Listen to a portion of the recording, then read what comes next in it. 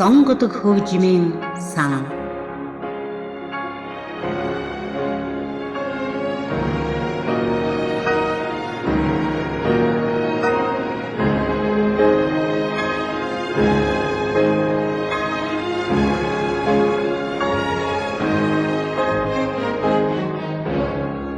Сайн байцгаана уу эрхэм сонсогчдоо. Сонгодог хөгжмийн сан нэвтрүүлгийн энэ дугаараар бүгд найрамдах Хорват улсын морин хийлч Степан Хаузерын амьдрал уран бүтээлийн тухай хүргэхээр бэлтгэлээ.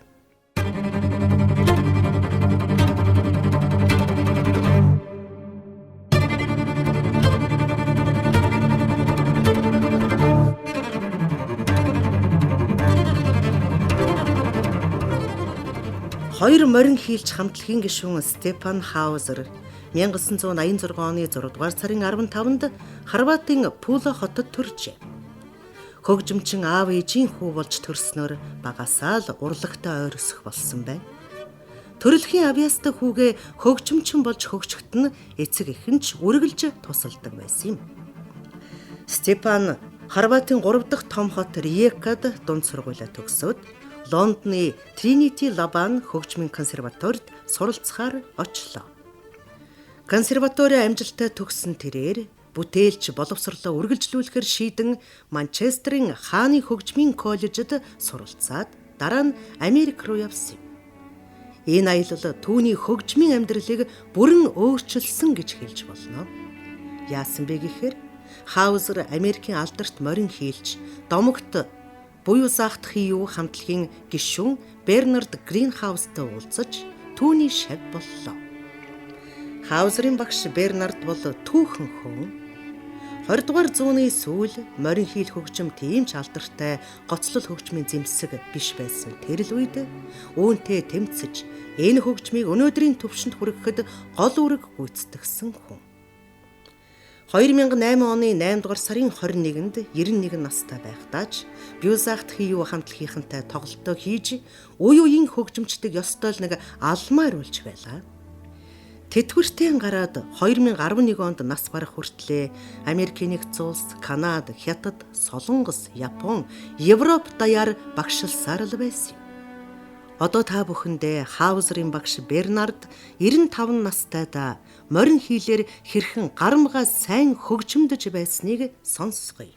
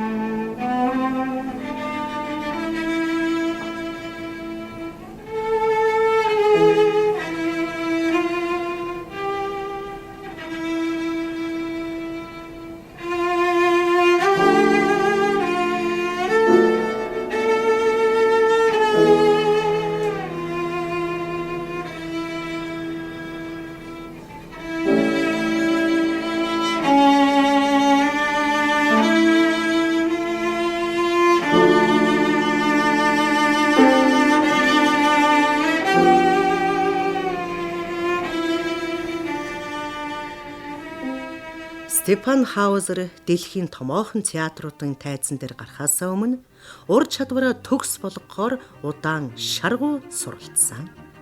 Тэр маш сайн боловсрол эзэмшсэн. Бернард Гринхаус, Франц Хельмерсон, Хайнрих Шиф, Арто Норос, Волтер Дешпал, Ральф Киршбаум зэрэг алдартай хөгжимчдөөс тогтмол ганцаарчилсан хичээл авч байсан юм. 2005 онд оюутан байхдаа анхны шагналаа хүртснээс хойш үндэсний болон олон улсын хамгийн нэр хүндтэй уралдаануудаас 21 удаа тэргүүн байрын шагнал хүртэж байжээ. Анхны бие даасан тоглолтоо Лондоны алдарт Вигморын танхимд хийснийхээ дараа Америкийн нэгдсэн улс, Англи, Амстердам, Өмнөд Африк, Шинэ Зеланд, Ази, Европ төвүүдээр тасралтгүй аялан тоглолтоо хийсээр байлаа. Ингээд Оросын алдарт хөгжмийн зохиолч Шостаковичийн 2 дугаар вальсыг Хаузер Лондоны их найралтай хамтран хөгжимдсныг та бүхний сонорт хүргэе.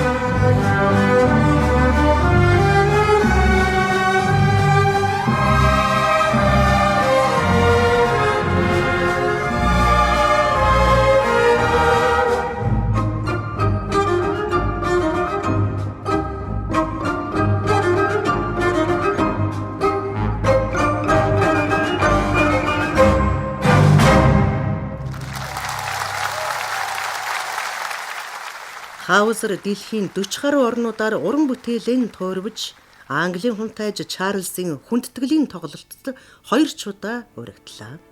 Үзэгчид болон мэрэгжлийн шүүмжлэгчид түүний чадварыг өндрөөр үнэлдэг байсан ч тэрээр зөвхөн мэрэгжлийн хүрээнийхэндээ л танигдсан хэвээрээ байлаа.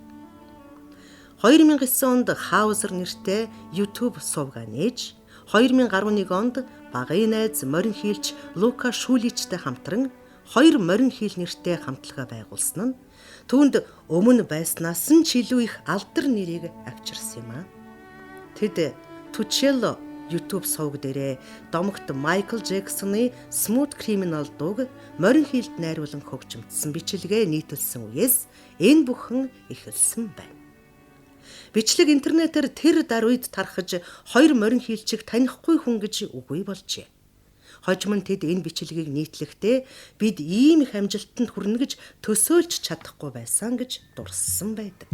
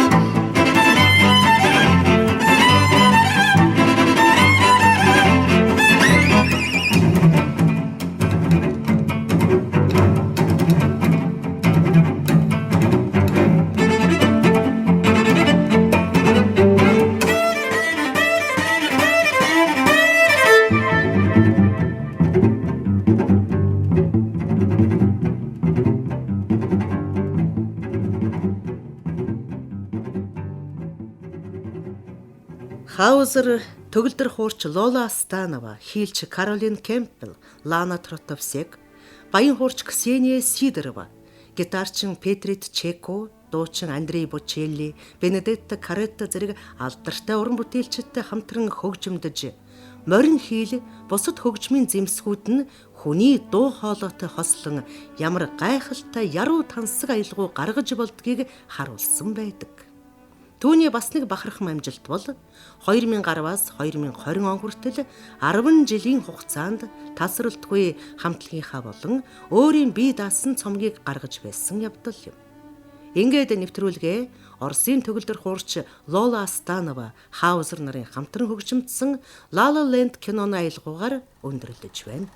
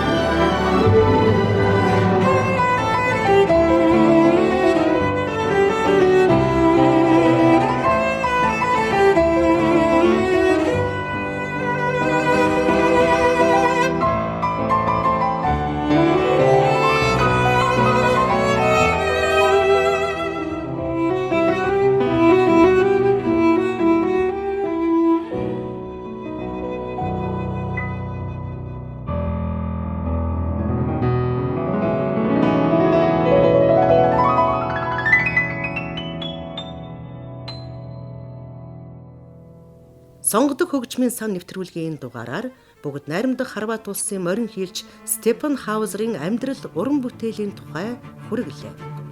Нэвтрүүлгийн редактор Солонго, найруулагч Болор, нэвтрүүлэгч Амар Жаргалан.